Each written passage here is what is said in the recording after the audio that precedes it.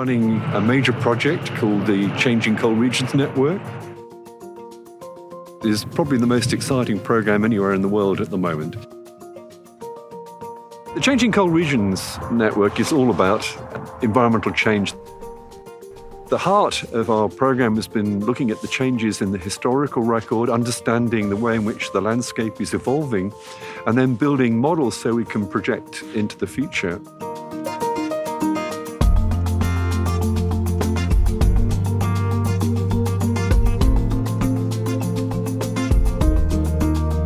Changing Cold Regions Network was funded by the federal government under a climate change program. And it provided a springboard for us to bring together scientists from 8 universities and 4 federal agencies to focus on issues of changing water systems in Western Canada. We're very fortunate in CCRN that we're building on a quarter century of major research programs that have addressed the global energy and water cycling experiment and other world climate research program studies. So the Mackenzie GWEC study of the 1990s and early 2000s, the DRY research network looking at droughts shortly after that, and the IP3 network looking at cold regions hydrology and hydrometeorology, all built up these models and has made development and established research basins and other things that are absolutely critical for us in moving forward with CCRN. And the great thing about CCRN is that we brought all that together and then expanded it and integrated it. And so it was really the wonderful timing for developing that network and building on this tremendous legacy that we had in Western Canada. The Changing Cold Regions Network's integrated approach to climate and environmental change has been built on a legacy of focused research observatories and special sites. With environment and atmospheric data collected from across the region, the tundra and taiga of the Northwest Territories and Yukon in the north, the prairies and boreal forests of Alberta and Saskatchewan, and in the west, the headwaters in the Canadian Rockies of 2 of North America's largest river basins. I'm in Wolf Creek studying the biogeochemistry of the system. CCRN gave me an opportunity to study a site that wouldn't have been funded otherwise. I noticed it's been a long-term hydrometric site, and there aren't a lot of those in the north. So it's one of a few in Canada and a few in the world. We are looking at not only the hydrological cycle and the climate system, but we're looking at the terrestrial ecosystem, the forests, the shrubs, the soils, the carbon sequestration aspects of forests and soil microbes. One has to look at this system in an intact way because there are important interactions between vegetation and the water cycling. And then, of course, the water cycling helps determine the vegetation cover. I think we're fairly unique amongst water climate studies in that we have this strong ecosystem emphasis as well. And I might add that we also tie into the communities very, very strongly. One of the things that we've learned from CCRN is that change is complex, and we can take even relatively small river basins, and they have different areas of elevation, different vegetation types, and they respond rather differently to change. So we can see different parts of these basins changing rapidly.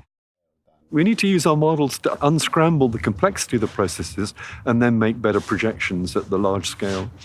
And that's enabling us to have more confidence in our predictions of the future. The hydrological process studies that we've been conducting in the mountains have revealed several unknown phenomena that we've been able to incorporate in our hydrological predictive models. The models that we've developed, because they have a physical basis to them, will have applicability outside of the climate and environments that they were derived in. And so that physics base is very, very important because we'll be seeing weather patterns, climates, and physical environments in 50 years, 100 years that could be quite different from what we're seeing now. We've been working on developing the cold regions hydrology model, which in its early days had a lot of development here in the Wolf Creek Research Basin. But all the input and the support I get from CCRN contributes to the adaptation that processes that we're carrying out. It's have had already a significant impact on daily life of Yukoners. Climate change is a reality here. We've seen very vivid changes, well, of course, in the temperature and precipitation regimes, but also streamflow regimes due to degrading permafrost, the blading glaciers. What we've been able to do now is improve the physical basis of these models. So we've reduced the uncertainty of the predictions by improving these models, by improving the physics in them, by improving their description of the landscape, vegetation, and the streams, and also by improving the atmospheric inputs of these models by, for instance, driving them with future weather as opposed to future downscale climate. And future weather is what produces future hydrology. So that's a real landmark of CCRN. The Weather and Research Forecast model, we call it WRF, is a regional climate model. It's capable to simulate the western part of Canada at 4-kilometer resolution. We use WRF to simulate 15 years in the past using historical data as a boundary condition, and then simulate in a very high resolution the atmospheric processes. To represent the future, we use a group of global climate models to create a representative environmental perturbation of a warmer climate, and it helps us to identify changes in the future, considering the same internal variability that we have in the historical simulation. With that, we can compare both simulations. CCRN researchers have developed the opportunity to better simulate hydrological processes, particularly in cold regions.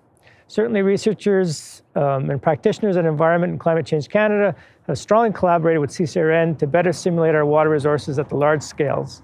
This includes the Mackenzie River Basin and the Saskatchewan River Basin. We have made major advancements with our models so that we're better able to simulate things like permafrost in the Mackenzie Basin. We have also made major advancements in capturing the complexity of prairie hydrology, particularly when we look at depressional storage and wetlands. We've also made major strides in incorporating the various water management structures in our models. This includes control dams for hydropower and dams for irrigation. So we've got some of the world's best models of future climate, really high resolutions. We just need to translate that into better forecasts of river flows and floods. And then consider how the landscape will evolve, what's going to happen to the glaciers, what's happening to tree lines, to shrub tundra in the north, the thawing of permafrost, and changing patterns of precipitation.